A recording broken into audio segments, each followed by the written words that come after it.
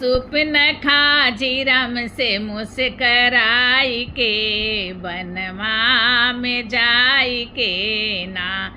बोली सुपन खाजी राम से मुस्कराई के, बनवा में जाई के ना। गई राम जी के पास राम लिए नहीं साथ, गई राम जी के पास राम लिए नहीं साथ। लक्ष्मण काट लिए नाक और कान, घुसी आई के बनवा में जाई के ना। लखन काट लिए नाक और कान, घुसी आई के बनवा में जाई के ना।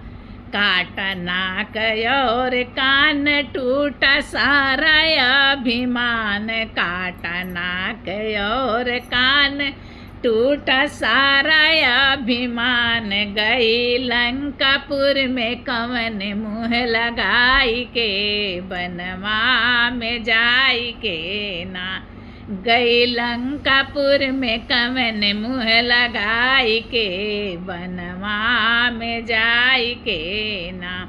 बोली सुपन खाजी राम से मुस्कराई के, बनवा में जाई के ना। काटा नाक और कान, टूटा सारा अभिमान, काटा नाक और कान, टूटा सारा अभिमान। गई लंकापुर में कवन मुँह लगाई के, बनवा में जाई के ना। बोले सुपन खाजी राम से मुस्कराई